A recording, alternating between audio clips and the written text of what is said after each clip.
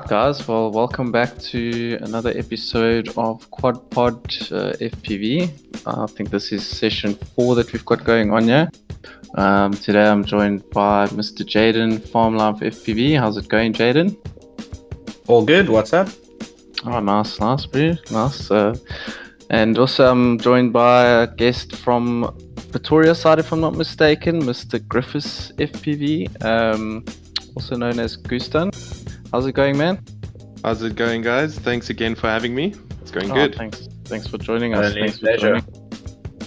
All right. So welcome back, everybody. It's hopefully you guys are having a nice morning and everything's doing good that side. And so today we're going to be talking about a few things again. A couple of topics we're going to be touching on. Starting off with a little bit of an encounter I had over this weekend. So I decided to take a walk to one of our local parks and, just by myself to go and fly. And I mean, this local park, I must say, is actually it's a nice park. It's not really the most secure park, if I can say, because there's a lot of random people there. But it was the encounter that I had with a particular, two people that came up to me, but the one was a child and the one was an oldish lady. I mean, I was under the goggle and this lady approached me, and like pretty much shouted at me and everything. And I just maybe want to talk a little bit about not only the dangers of, when you're flying and you're under the goggle, but, the dangers that we actually face in our country with random people approaching you at a park. I don't know if you guys have had any of those experiences. Gustan? Okay, so I have not had really any of those experiences myself personally, but I do think it's something that we need to be very careful of for obvious reasons. I mean, the current climate in our country does not lend itself to really being alone anywhere that is publicly accessible, if I can put it like that. So what I have had though is a lot of people actually come up and ask me, what is that? And is that a drone and stuff like that? So they seem kind of really excited more about what is actually flying than what is, if I can put it quite crass, put it like that, they don't want to actually mug you or anything like that. It's just a matter of... Yeah, they're more interested in what's going on. Yes, exactly that. So usually when I then explain to them that it's racing or a freestyle quad and it's not really a drone, like I know there are quite a bit of how can I put it, confusion, and everyone has different definitions for what exactly constitutes as a drone and what is a quad and the distinctions between them. But I explicitly try, whether it's technically correct or not, I don't really care. I try to explicitly lay down that impression that it's not a drone like DJI. Not a hovermaster, Exactly. So that they don't bunch us into that same group as DJI. And then the moment I show them what it's about, if I happen to have a spare screen on me, or if I put them on the goggles and fly a bit of line of sight, then they immediately go, what is that and where do I buy one? So mostly I've had very positive experiences like that. Okay. And yourself, Jadon? I've never really had a bad experience. I was flying in the little park in Jadon once, and a group of kids came over to me, young kids. So I didn't fly with them there. I rather landed and then just kept an eye on them because I wasn't sure. Like, I didn't want to be flying around the park and then one runs out to where I'm flying and something goes wrong. So I rather landed and then waited until they were playing on like the other side. And the other thing is, I've heard of one or two people having dodgy situations when going to fly places and deciding not to go fly. And the other thing that's happened, like with you saying where you got shouted at by that lady at the park, people flying completely fine, legal, all of that at parks, having people come to them and then tell them that what they're doing is illegal, that they're going to report them to the police. But the person saying that is lying about their registration and all of that and doesn't actually know what they're talking about. So that's what ends up happening most of the time, and then it ends up causing a whole massive argument after that, which at the moment has been sorted out many times, but sometimes it ends up going really far to the point where it becomes a personal issue between people.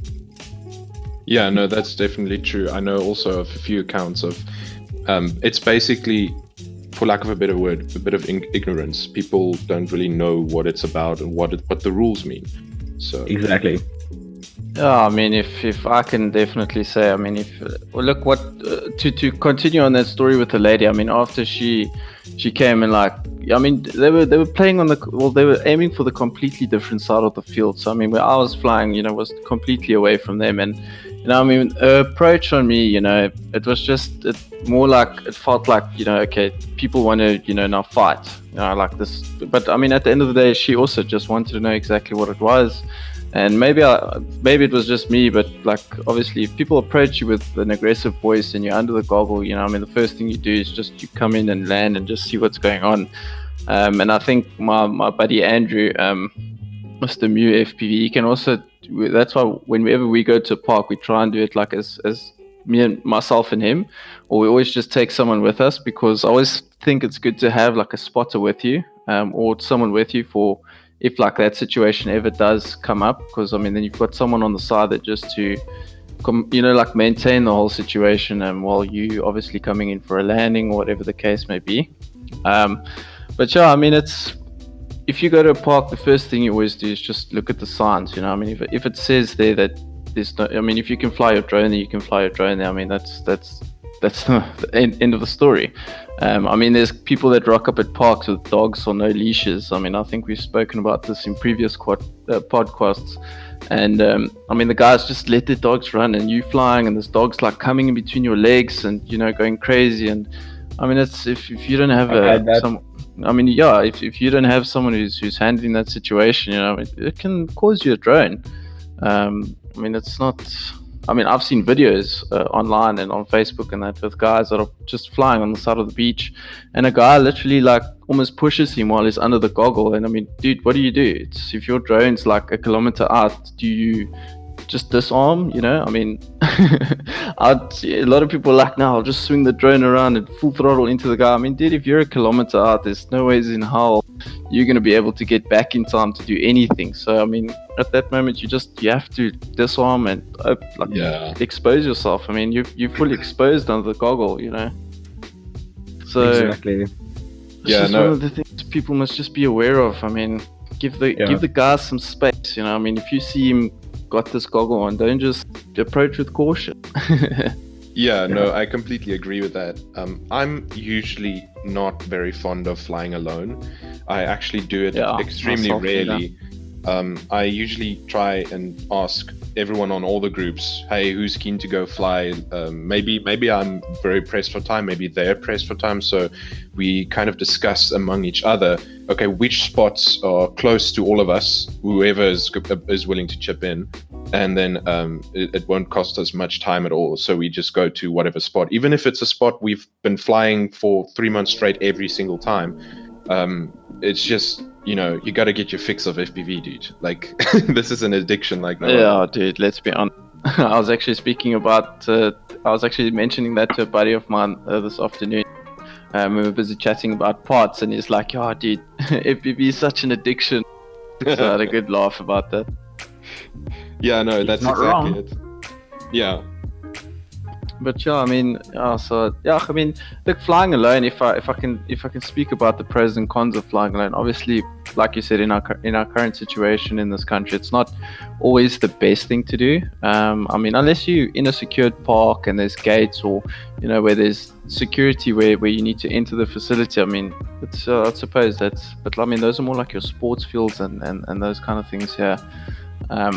But also, I mean, the pros about flying by yourself, I mean, it's also you get to enjoy the space around you. You've got no one to bother you. And I normally like to, every now and then, hit maybe a solo session by myself so that I can, just iron out the quad a bit. Because I find that when you flying by yourself and you fly in the drone, you can honestly feel the drone completely, I mean, it's just, you'll notice a small twitch if there's one. I mean, if you're turning in your gimbal, you can almost feel how the quad turns. And then I mean that's how you do your tuning. I mean that's the best way I found to do tuning on a quad is when you're completely by yourself in an open field that's just been cut, you know. It's got that fresh grass smell, and then you go cruise on that, and it's just I don't know. But for me personally, that helps quite a lot. Interesting. But yeah, I mean that's the pros on my side. I don't know if you guys have any other pros for flying alone. So yeah, I definitely get what you're saying about the closed off like property. Can I put it like that? So I'm definitely a bit spoiled by being a registered Turks student. So I have access to LC de Villiers Sport Grounds, which in and of itself has like 5 spots, if not more. We haven't even scouted all of it yet. And it's all closed off. I mean, you need a student card to have access. Although we have had meetups inside there quite a few times where we could sneak in. It just depends on the day. Some days they've got events open to family and friends. So maybe there are graduation ceremonies going on in one of the halls. So and you can't really exactly... all the family would want to attend that. So you just flash your driver's license and try and get in. And if they let you in, that's a win. If not, then only the students of us between us can get in. But definitely, when you have something like that, it's definitely much easier to fly alone. And I can definitely agree with you. If you fly alone or with very few people, then you can definitely fly your quad more. And I think that's kind of the thing. You fly it back to back a lot more often.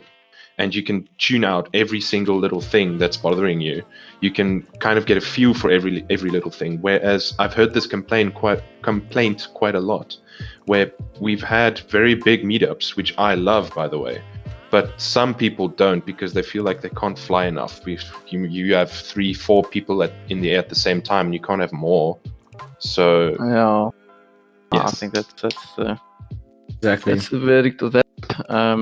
But yeah, I mean, and then just to speak about while we're speaking about flying and that, I mean, do you guys know any tips and tricks for quads? You know, anything that you guys learned that can maybe help improve someone's build? Or one thing that I will always stick by is capacitors. I don't fly a build that doesn't have a capacitor on it, just because it's ironed out so many tuning issues and issues of things burning out and issues of quads desyncing just by adding one little capacitor on the power lead. So that's one tip from my side. Don't fly a quad that doesn't have a cap on it. It's 5 extra grams, and it will save you so much trouble if it's going to cause any.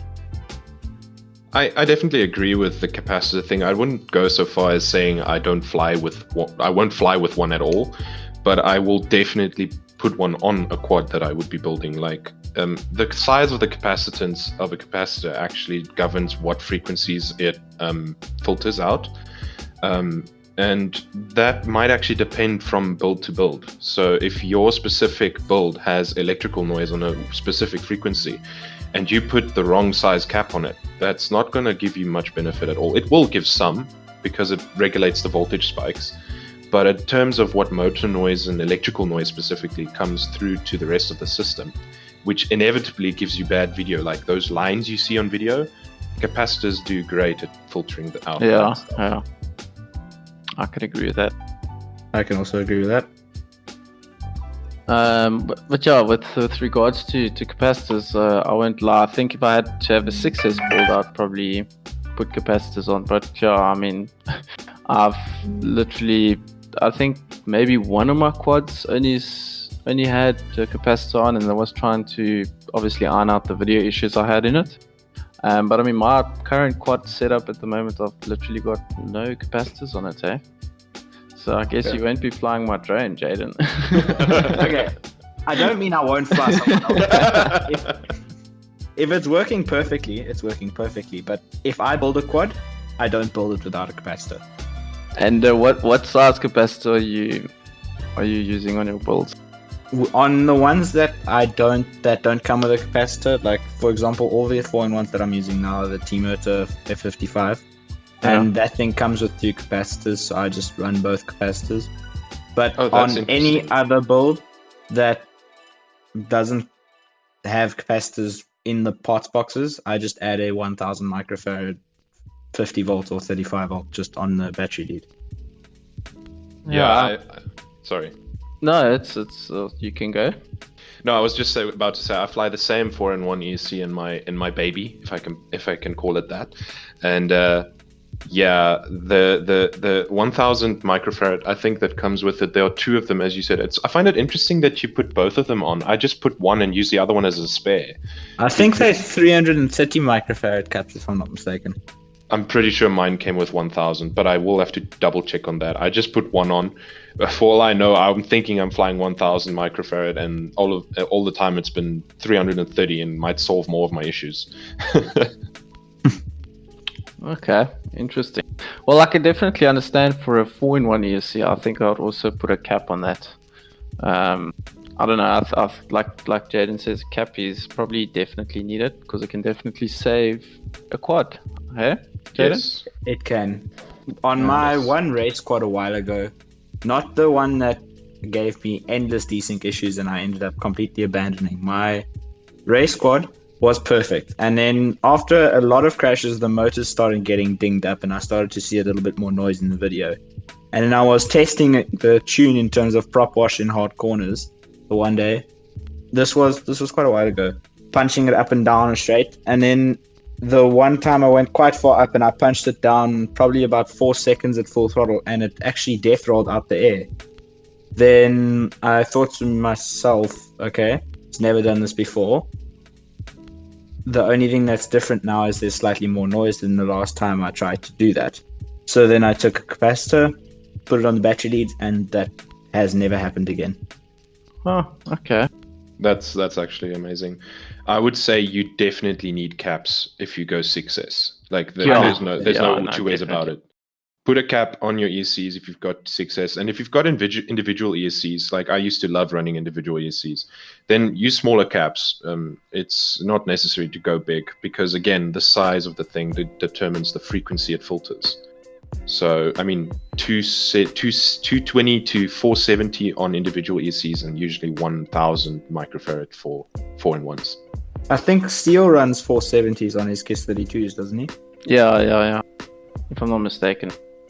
Yeah, that's just, I think the like generally speaking, most of the noise is around the frequency range that the 220 to 470 microfarad caps filter out quite well. But you do get the odd build that if you fly it, and even if it has 470 or 1000 microfarad caps on it, it still gives you issues. Obviously, then the problem could be somewhere else, but it's definitely worth trying a range of caps and use the one that works best for you. Yeah. I was actually going to ask, Gustan, what setup are you currently running at the moment on your, let's say, your freestyle drone? Yes. Okay. So I've got. Do you want the full spec list? Yeah, man. Break it down from frame to FC to everything, man. Okay. So currently I'm using the Echo Freestyle frame, 5-inch frame, and I'm also. And this is a flying robot frame, eh? This is the frame made. I think it's designed and manufactured by Flying Robot. Okay. Okay, so that's the Echo Freestyle frame from Flying Robot. I'm running an antique of an FPV cam because it still works. Because it still works, and when you're on a student budget, you kind of have to stick with stuff that works until they just don't anymore. What camera is it? It's the Rotor Riot Swift V1. Hey, dude, that camera still works, bro. Come on. It works. No, it's really good. Like I've got another Swift 2 in my 6-inch build, and it's not the Rotor Riot one. It's the normal Swift 2, and the image quality is absolutely terrible out of that one. I think it might be defective. I'm not sure, but the Rotor Riot image is just amazing. So then the ESCs, I'm running the F55 4-in-1 ESCs from T-Motor. I've got a DYS F4 Pro V2 flight controller in there. Okay. I've got Mr. Steel Ethics Stout V2 motors, which are 1700 kV 6S motors. Okay. TBS, right? Say again, sorry. They're 2306, right? They are 2306, yes. Like, I feel this can go into like a whole new discussion of in and of itself. Okay, yeah. I'm just gonna say, like, I love the feel of 2306. I love the power of 2207, but 2306 feels like the quad is almost in sync with what I'm doing. I've got 2207 motors in my drawer, and they are very good. It's just they lag. It's kind of like turbo lag. So. Okay, that's interesting. I've got a TBS Triumph antenna and a Mach 2 VTX, and from Race Day Quads. And I've been testing out the Azure Johnny props lately. I won some from a competition hosted by Skanky FPV. That's Jadon. Oh yeah. For his side, yeah. I won some of those Azure Johnny props, and I've been testing them out lately. I've only had put 2 sessions through them lately. And I really like them. I actually really like them. It's just they don't have the top end I'm used to. Otherwise, I'd be flying HQ V1S for 5x4.3x3 V1S. So like similar to the Ethics props, or not really? The Ethics props. I love the S3 props. 4.3. I love the 4.3. Like, I've yet to be determined to go to any other prop size. Like, it's literally a new territory I'm about to explore in. I've actually been speaking to Josh from FPV about props and prop pitch and that, and I'm quite interested to know if you know, from going from 4.3 to straight 4.8 or 5 is going to make a complete difference. Look, I unfortunately can't run 5.1 props because the Astro X Silk frame is just a little bit too small. It like just fits 5-inch props, so it's a little bit, you know, shitty, should I say, that I can't test 5.1s, but one day I'll get there.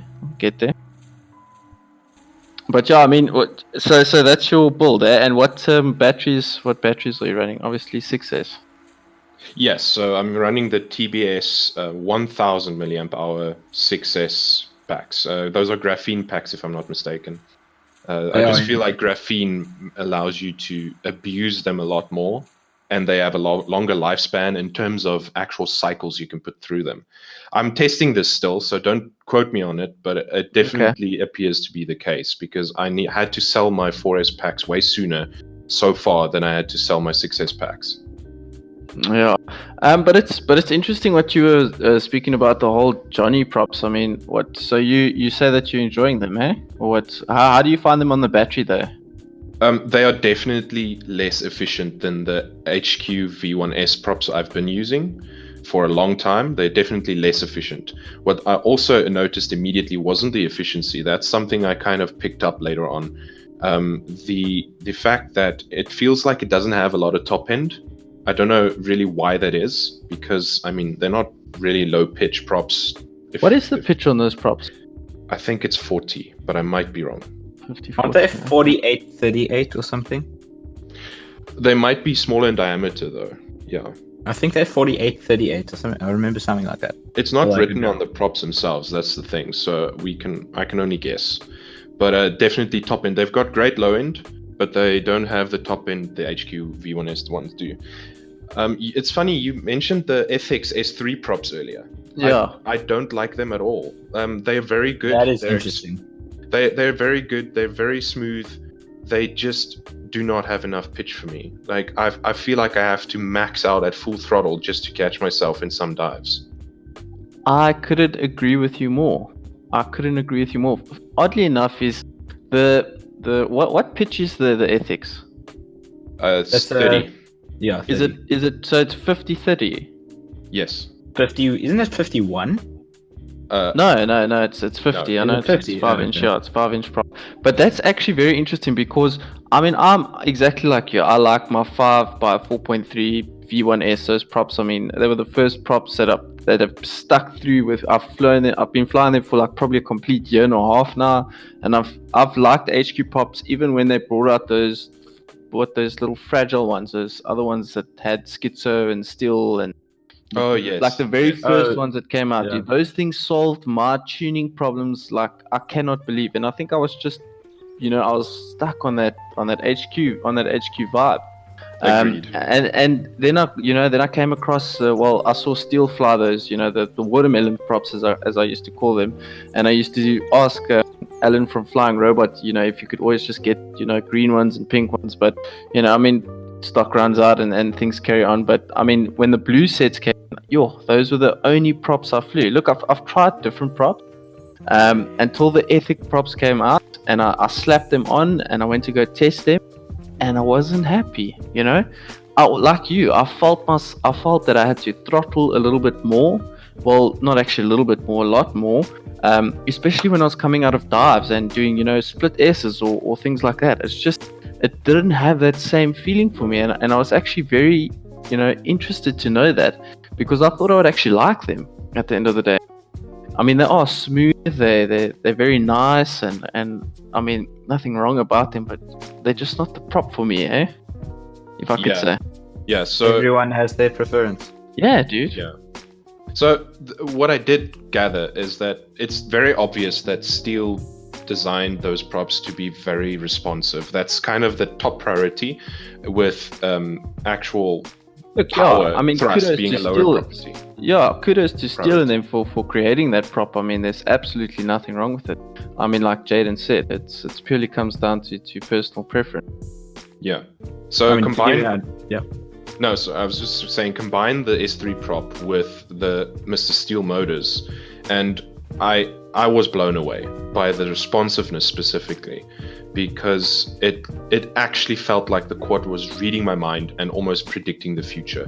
I was just thinking of doing exactly this much roll, this much flip, or whatever, and it already did it. So that definitely is a thing. But do I want that much responsiveness over sacrificing all the punch that I need to catch myself out of dives? I hit the ground so hard once because I'm used to be able to do a certain dive at a certain spot, and I just couldn't pull out. I was going full throttle all the way down into the ground. That's interesting though, because I loved those props. Like when I crashed and bent my set of props, it was devastating. But it's possibly just because I run a high kV freestyle setup. I run 2650 kV for freestyle, so you can really get that prop up to RPM. But I really enjoyed that prop. Although I did notice that you have to run a much higher throttle than just about any other freestyle prop. Yeah. If that's what you want, if that's the type of feel and style that works for you, definitely go for it. They are excellent props. It's just they're a bit underpowered for me. Okay. Oh no, I must agree with Gustan there. But then again, and you, if we have to take racing into terms, it was actually also quite interesting when I came across one of the race days and I saw the guys were actually flying the HQ5 by 4.8. Those props, and sure, the guys were moving. Geez, for those props to be on a racing quad, I thought I'd never ever see that. That's why I was quite interested to know, with pitch in a prop, and if the pitch is higher, does the prop obviously bite more and so forth? And it obviously must, But then again, it's also amp hungry, Higher it pitches. All depends. For me personally, it depends on the prop. I've flown props that are 46 pitch that are faster than props that are 50 or 51 pitch before. So it obviously depends on the design of the prop. And my personal preference, I fly high pitch on everything. That's just my thing. But everyone has their choice. Some people fly low pitch for racing and freestyle. Some people fly high pitch for freestyle and low pitch for racing. I run high pitch for both. Tell me, sorry guys to interrupt there, Gustan. We're speaking about HQ. Has anybody explored with Dell props or Gem Fan or, it's the only other prop we're speaking about is the Johnny Azure props, but that's Azure. Has anybody else tried any other prop? That actually brings back quite a bit of nostalgia for me. As I remember at the start when I started out at FPV, this was at the very beginning of 2017, and I was just keen to try every single thing I could get my hands on and find the best out there and everything. And obviously, to my dismay, I realized how expensive KISS was. No, I'm joking. Yeah. So okay. Well, KISS is expensive, but in South Africa, I wouldn't say there is just put one that out best. there. Yeah. Okay, so what I was getting at, I used to love the original Cyclone. I think they were like the V1s, if not V2s. I still got a load of them. Yes, 5045s. I've got V1s. 5045C. I've got one in my hands at the moment, and they were my absolute favorite. The problem is, very soon after everyone started flying them, we kind of realized how heavy they were, and what that does to certain flight characteristics of the quad.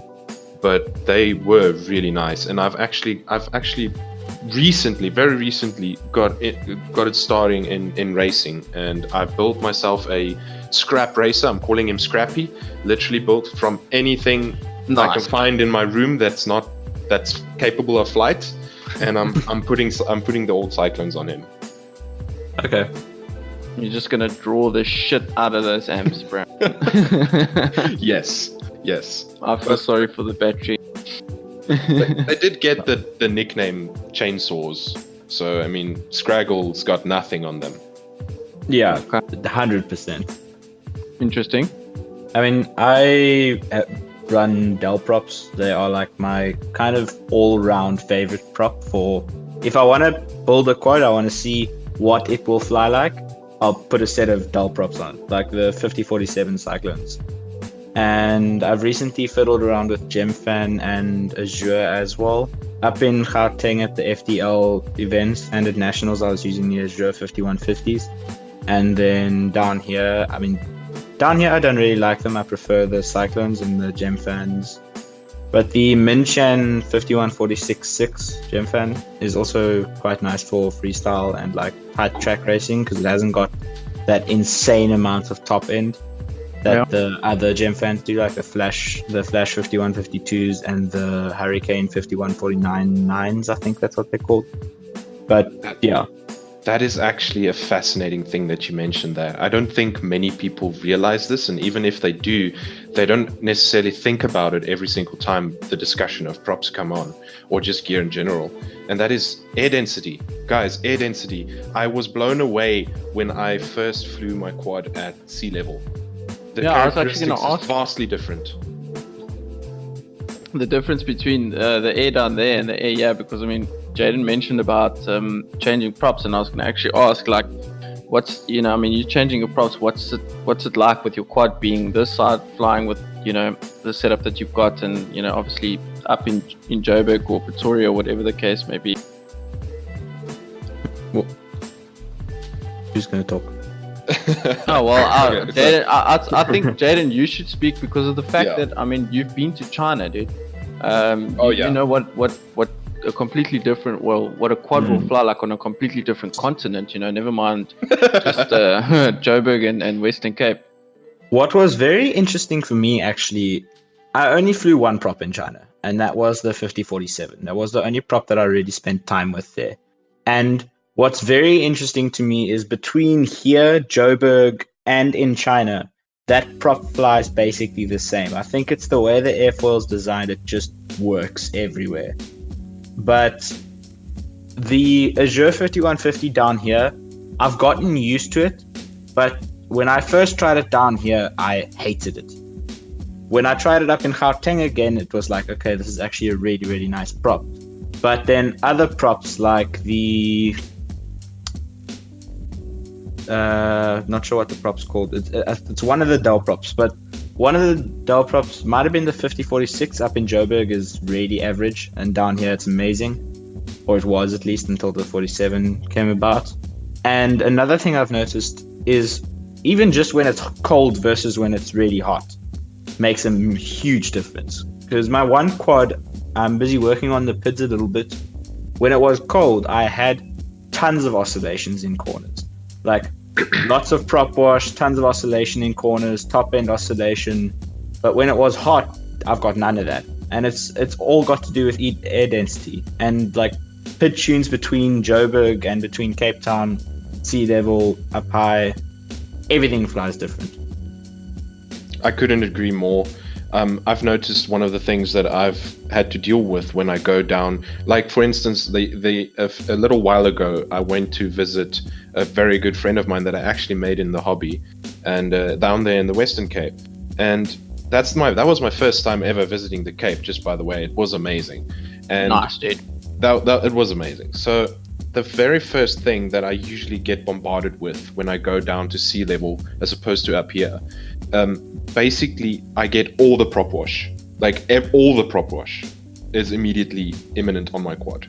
And also I don't get hot motors at all. Like my motors generally tend to be low to warmish, but down there I've never managed to get hot motors. I bumped my Ds up all the way to almost 50 and still no hot motors at all.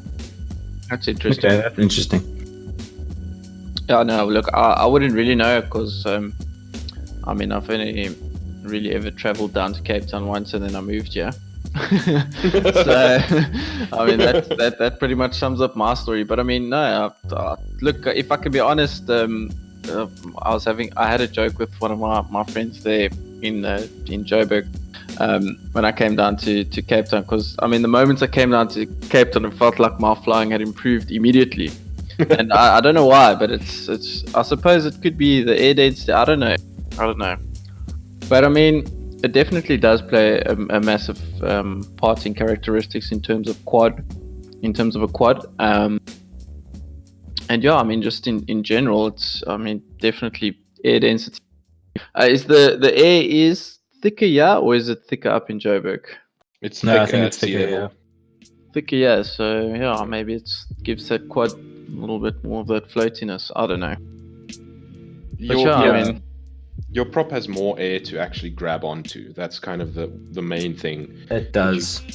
Because gas actually behaves like a liquid, and obviously the air we breathe, the air that surrounds us, it's a gas, various types of gases, and it behaves like liquid. And it's just the fact that your prop has more to grab onto, basically like a car that has broader tires or a stickier track to drive on. So, yeah, or driving a car on tar versus driving it in very loose sand. Yes. And very interesting fact. Another thing, like the way that exactly what Gustan said is exactly what happens with the only prop I've noticed it massively on is the Azure, the 5150, because it has such a grippy profile. That prop is amazing. It has got so much grip in corners. Down here, if your motor is not an extremely torquey motor, i.e. it doesn't spin the prop extremely quickly, it struggles with that prop on it. It really does. And the grip is scary down here. But up in Joburg, it flies very similar to other props which are not nearly as grippy down here. But then you take that same prop up to Joburg and it flies like crap. That's actually interesting. Yeah. Actually, now that you mention it, I would be surprised. I would not be surprised if the Ethics S3 prop with its low pitch actually did not perform way better down at sea level as opposed to Exactly, yeah. Didn't think of that until now. Yeah. Well, yeah. I mean, I haven't actually had a chance to fly the Ethics props in Joburg side, but like I mentioned before, like you mentioned, it's definitely just doesn't have that extra, or that top end, should I say that? Yeah. I mean, when I come in, I'll find myself throttling up a lot more, as opposed to the 4.3. You know. Yeah, but like all things considered, it's obviously not going to play out exactly like this. But you can kind of make the analogy that a 4.3 pitch prop for me kind of behaves. How should I put it? If I go fly you're used to the thicker air density, yes. Okay, yeah, so you're used to the thicker air density, but that means that in all likelihood, a 4.3 pitch prop kind of behaves like a 45 or a 46 or a 48 even for you down there, as one does to me. Do you get what I'm saying? So yeah. If to get the same fuel you have down there, it's very likely I need to put a 46 pitch prop on. Yeah, no. So if you're used to that, then it doesn't matter where you try the S3 props. If you fly it where you're used to, it's still going to be less. Yeah. Like, I agree with what you're saying. It's just that was the one difference which didn't actually come up to me a lot. The only place I saw a major difference was in grip in corners, in racing specifically. Otherwise, like the Minchan props, I was flying them down here. I tried them once or twice for freestyle. Then I went up to nationals. I flew them there for freestyle. I saw no real difference between flying the Minchan props down here and up there, except for the fact that they had a little bit more grip up in Joburg. But I understand exactly what you're saying, and it is there. It's just not quite as significant as the other differences. Yeah. No, I don't think you will notice. Like, I mean, unless you know your quad very well, and only you'll notice the difference at the end of the day. But I don't think it's like a major difference. I think it's very minor. You know, you'll notice like, oh, okay, it's acting a little bit different. I mean, especially with you, Jadon, in terms of racing. When you hit a corner, like you said, difference when it's cold, when it's hot, your quad oscillates. I mean, it's each day is different. I mean, go fly a quad in 40-kilometer winds, and then you'll see a difference. Yeah, that basically means 40k an hour means come fly a quad in a breezy day in Cape Town. That'll get you 40k an hour. Pretty much. Yeah, I must say I was so bothered by the breeze. Breeze, not wind. When I was down there, and it's just insane. Like I'm definitely so spoiled by the fact that we really have windy days here. And even a windy day there is like, it's a windy day. It's not like Hurricane Cape Town. Yes. Every day in like windy season. I've flown quads down here before in wind specifically, where you full throttle a race quad in one direction and it'll move at maybe 15 k's an hour. You have to land at 85% throttle sideways. That is insane. Yes. That is insane. I can and I believe you, Jadon. I can definitely believe you on that, bro. I want to say I don't believe you, but after visiting the Cape, I believe you. Yeah. The funny thing was, I wasn't gonna fly on that day because I despise wind. It's like just one of those things that annoys me. I wasn't gonna fly on that day, and I think it was my dad or my friend that was here at the time or something said, I wonder what it would be like to fly in that wind. And I went, you know what? Let's see. And there Jadon went and picked up his quad and off he went outside. 85% throttle coming in full lane. How you doing? Pretty bad. But yeah, I mean, but that's props for you. I mean, every person has their own perspective of props. Each person has their own on-take with props. I mean, some people swear by it. Some people are keen for change. But one thing I also wanted to maybe just touch on is like the difference between, because I mean, Gustan, you're a pretty, well, not a pretty good, you're a damn good freestyle pilot, if I can say. Thank you. And Jadon, you as well, you know. And if there's one thing that I've been messing around with is the freestyle rates versus like smooth cinematic rates. Look, my knowledge on rates and pit tuning and that is very, very vague. So if I can just say that before I start talking about anything, before I get any hates. But yeah, I mean, like I recently posted a video on Instagram with flying, and I mean that's just purely me messing around completely with my freestyle rates and in terms of smooth flying and cinematic. I mean, if you guys had to say what's your ideal freestyle rates, do you guys like to have your super rates high? Do you guys like to have your rate or whatever it's called? I don't know if someone can maybe explain it a little bit better. Anyone? So my freestyle rates are designed in such a way that they feel very similar around the middle of the stick to my race rates in a way. And you can do the juicy kind of smooth, super cinematic style. I agree with that. In the middle of the stick. And then about halfway out, there's quite a bit of an elbow. And then all of a sudden it goes basically straight up to like 1221 degrees a second, I think it is. And then I run my yaw rate at way lower than the pitch and roll. And I run pitch and roll at the same. So basically my rates, if you want to do a snap move, you go right to the end of the stick. And then it is literally an instant snap. Like if you want to do a roll, you go, and it's a roll. But if you want to do like a really controlled front flip over something, like almost like you're going to do a Matty flip, but you're just taking the shot and then you flip back over, Yeah. you have a lot of control in that probably about 70% before you hit the edge of the stick to do that in, and then you can just touch the end of the stick to flip you over the rest of the way. That's smooth. That is actually very interesting.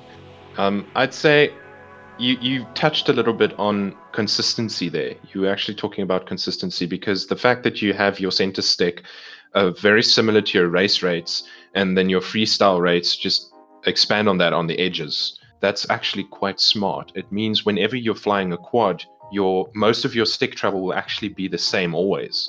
Yeah, Exactly. I do the same. I'm exactly the same as Jadon. Yes. If I could say, if I could put it into perspective, I mean, I don't race at all, but when I am on the simulator, I try and keep my racing rate, like the beginning part of the racing rates, similar to my freestyle rates. But I just don't have that flick at the end, you know. Whereas with the freestyle, I've got that, like Jadon said, that curve up that just goes straight up. So you've always got that same, let's say, beginning part of when you're busy moving your sticks. Like you said, the consistency. Exactly. Yes. And so basically, the way I've made it, and the reason I can do that, I think, is because my race rates are, as some people would consider them, pretty high for racing. They run at about 600 degrees a second. They're basically Betaflight stock rates slightly modified. And the reason I run them like that is I do the hybrid pinch, and it's pretty hard to hit the edge of your stick quickly, like in a race scenario. And I only use probably the first half of the motion either way. So I've done that so that the first half of the motion either way on race and freestyle rates does the same. That's actually quite clever, I must say. Thank you. So Jadon hitting and admiring there. Thanks. Like, it really is clever. Like, most people I've met who have issues with their rates, they don't know where to start. They so lost at how do you even rate? How do you even rate? And I've been there before when I was starting out. And the best thing I can usually say to people is that rates are it's so subjective. It's so whatever you want them to be, whatever your preference is for how you want your quad to react to your input. So I usually tell people, close your eyes and take your controller as naturally in your hand as you possibly can, and then just feel imagine for yourself you're flying and do a roll out of flip. Go into Zen. Go into Quad Zen. We're gonna call it Quen. There we go. Quen, I like that. Go into Quen, and then just imagine yourself flicking your quad in rolls and flips, and try to pay very special attention to how long you keep your stick maxed, and then adjust your rates accordingly, because that's going to feel quite natural to you. That is only way I usually tell people to start looking for their ideal rate. Again, there are probably millions of ways to do this. This is just something that I've found worked really well for me.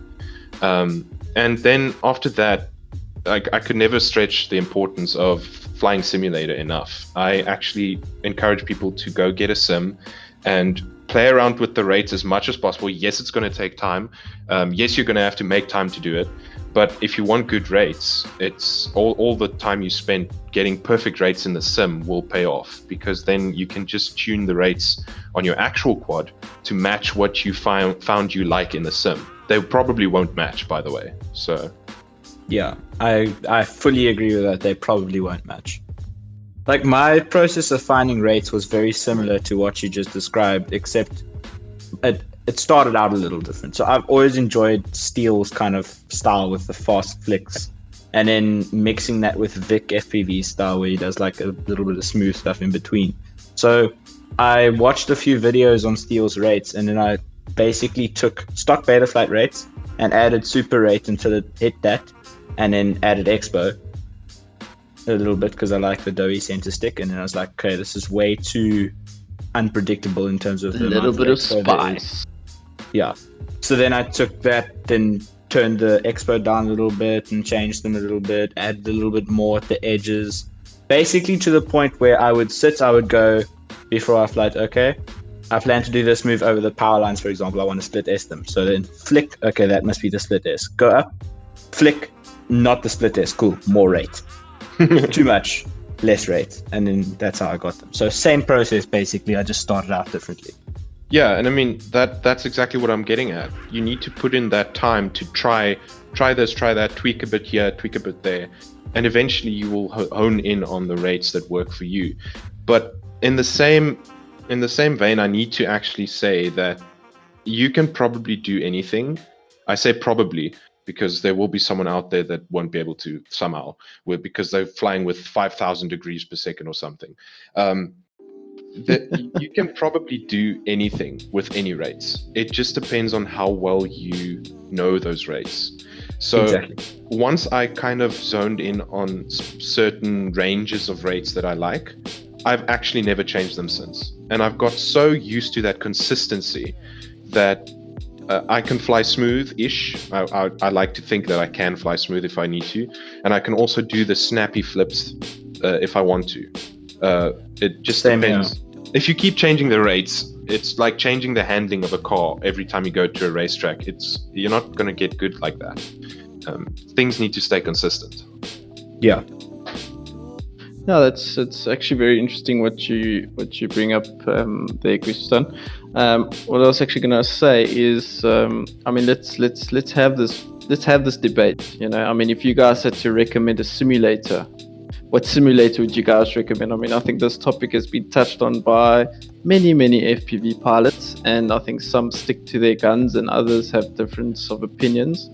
But I mean, I think, Jadon, if you had to say what's the best simulator for you? Look, I mainly do racing, obviously. So liftoff is my preference for racing practice because the physics are quite similar, although there's obviously slightly less gravity. I think most people who fly liftoff find that, but the way the quad turns in that is very similar to real life. And the main reason that I choose liftoff is you can build the tracks that you're going to fly in a couple of days and send them to everyone who's going to fly at that event, and they can all practice together and see how fast their times are getting. And just the way you can fly together with multiplayer and all of that makes it such a nice simulator for FPV. I've also tried DRL, not my favorite. DCL is also pretty good. Probably the best quad physics out of all of them. And then Velocidrone, I think you fly Velocidrone for freestyle, don't you? Yeah, no, I'll speak about my I'll speak about my situation now, though. And you, Gustan, what do you prefer, man? So forgive me, I haven't been simming quite a lot lately. No, dude. Usually, this is unforgiving. What's going on here? Usually I use the sim not only to try new things without putting my actual expensive quad to at risk. If there's something new I want to try, I try mastering it on the sim first, and then I go out and try it on the real quad, which won't behave the same at all because it's a sim versus real world, etc. So I definitely agree with Jadon. Racing, liftoff all the way. It's all in all just a very, very good sim. It's a better sim than Velocidrone. However, I do use Velocidrone for freestyle. I have not actually tried DCL or DRL, though I have heard great things. So I actually need to get my hands on one of those sims at some point and give them. Well, I mean, DCL's free, so. Oh, then I was probably thinking of DRL. One of them isn't, I think. DRL. DRL, yeah, DRL you have to buy, and DCL is free. Okay, yeah, there you go. That's exactly what I was going to say. For racing, definitely liftoff. I love the quad characteristics in liftoff, just probably because every quad that I fly there is probably just super locked in. If I could say Velocidrone for freestyle. I love Velocidrone. I've recently updated it as well because I realized the other day I was still running on version 1, and there's version 1.14 now. With some really update mine. With some really kick-ass maps, and also some kick-ass drones in there as well. You get to fly the Oblivion, so I thought that was quite cool. But yeah, no, velocity drone for freestyle. Just like the characteristics. I don't know why it's like that though. I don't know why I like liftoff for racing and velocity drone for freestyle. I think it's probably just No, I honestly don't know. Preference, one of those once things. again. It's just one of those things. One thing to keep in mind is the updates. Actually, like they probably frequently do make changes to the physics and everything. So I mean, how Velocidrone feels today, or how Liftoff feels today, might not be how it feels tomorrow. So Definitely. that's something to take into consideration. I think if you're on a budget, like many of us are, just get one of the sims that you see a lot of the other people flying. It doesn't have to be Velocidrone, or it doesn't have to be Liftoff. Just if you hear like, oh, this sim gets mentioned quite a lot, rather get that, and you don't really need many sims. I mean, if you've got someone who's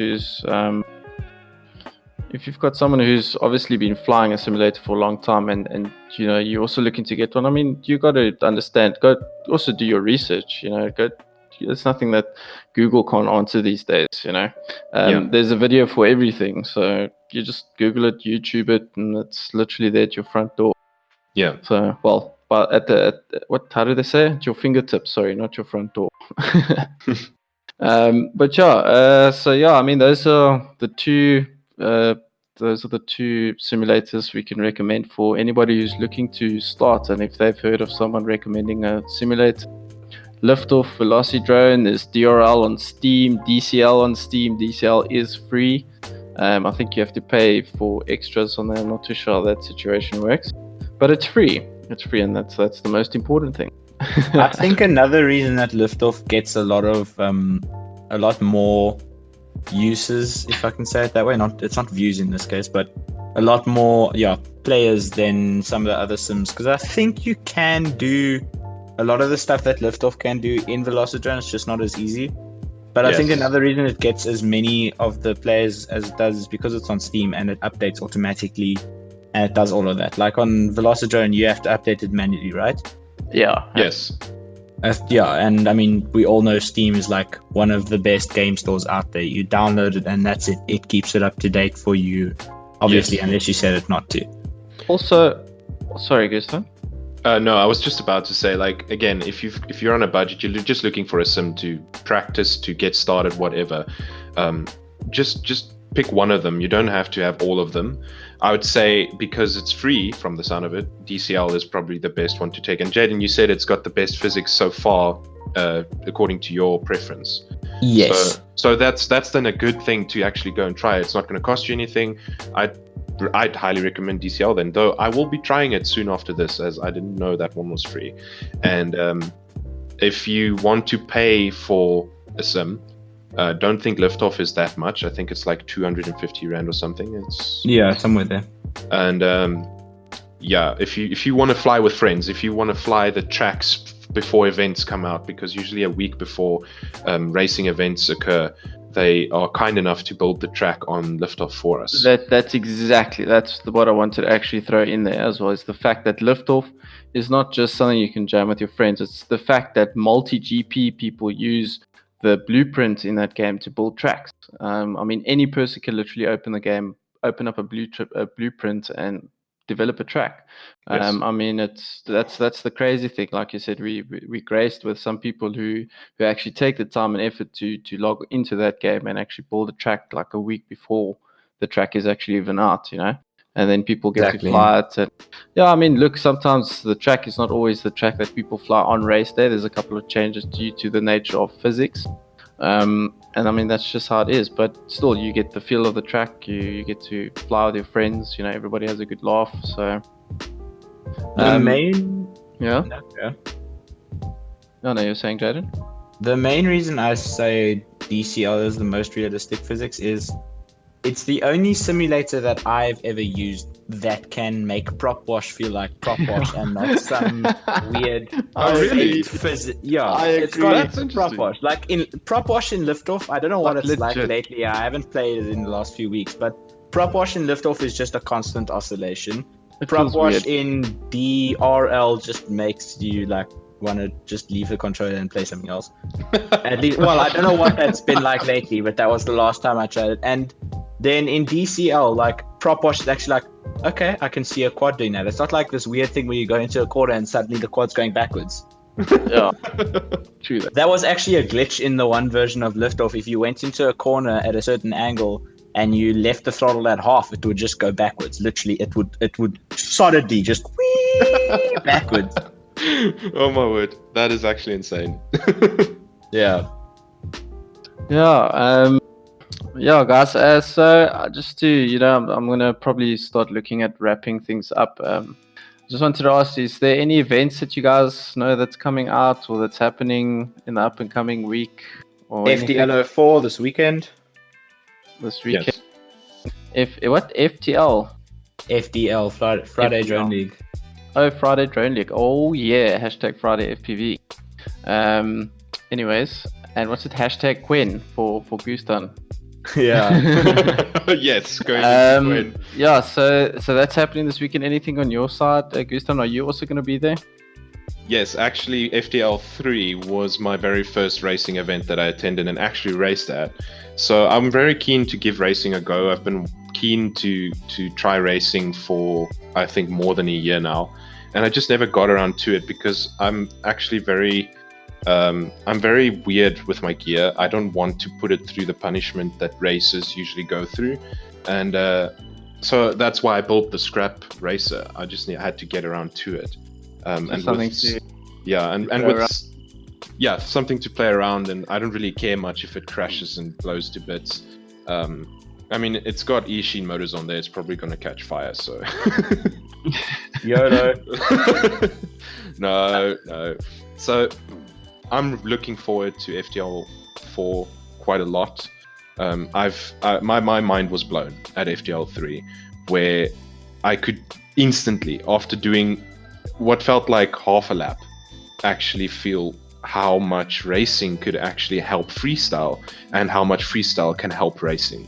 Yeah, definitely. So I'm keen to do both. I don't think I'm much more of this freestyle purist anymore like I used to be. I'm definitely to open the doors to new fields of the same hobby.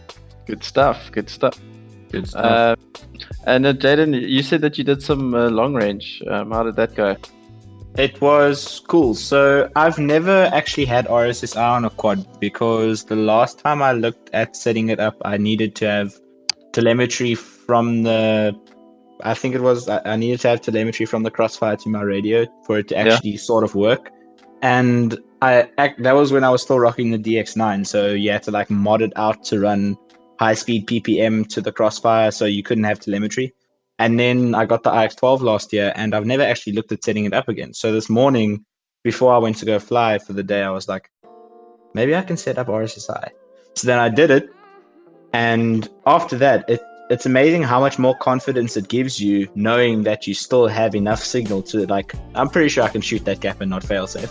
Yeah. Because, like, Crossfire can go far, but you never know, like, am I in a weak spot of an antenna? Is there something that I don't know about between me and the quad or something like that? So it's always gives you that extra little confidence boost to have that there. And I shot some really cool gaps. Like I was up in our mountains and there's this one rock that's sticking out to the side. And I even went behind the rock and back up over again. It was sick.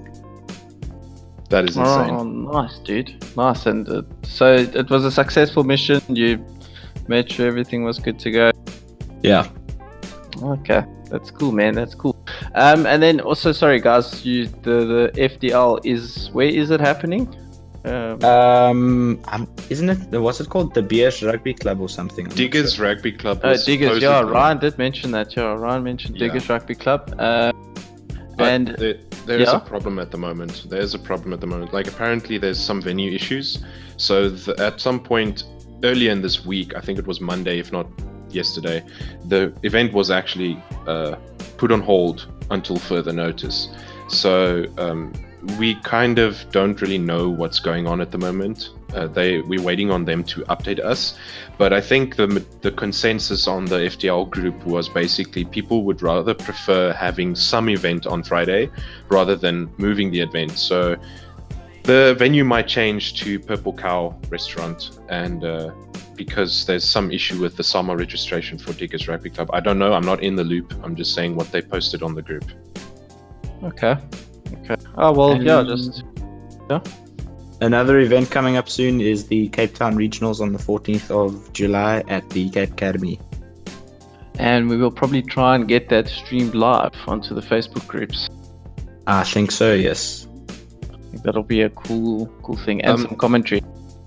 If I may, rather try streaming on YouTube, because the Friday guys tried streaming FTL3 on Facebook. Yes. It was an excellent idea, and I honestly felt like they did a great job at it, but the platform just wasn't working with them. Facebook is not your friend when you want to stream this stuff, so please rather consider YouTube or some other platform. And then post the link on Facebook.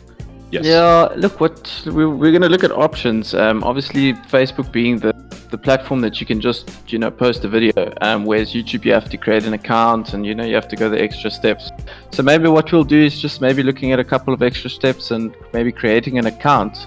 Maybe get all the guys from the maybe Josie side or actually all over South Africa. Maybe we can all just come up with an idea of creating one YouTube channel with one login and then just share it to each regional. If the guys want to stream, give them the login, username and password, and then they can log in and stream. I think that's not a bad idea, as opposed to streaming to Facebook, because then it's one link, one user, one streamer for all regionals. I mean, it's not like you can just pop the channel link in there, and then whenever people can subscribe to it, whenever they're live streaming, they'll get and I mean, it's not like freaking the Josie regionals, Cape Town regionals, because then everybody gets confused on who to subscribe and which link to click. Whereas if you just have South African regional races, that's one channel people can subscribe to, and not only can you have it live, the video is saved afterwards. So if people want to obviously go back and view it, they can. Yes. Exactly. So maybe that'll be something I'll chat to the guys about and see what we can do. Get our heads together. I think actually that might work really well. It might even be less admin for everyone. God, literally one username and password. I mean, the guys that are keen to stream, they keep the username and passwords, and you just take it from there. But anyways, that's an idea.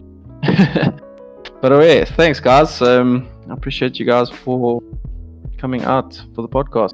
Gustan, really appreciate it, man.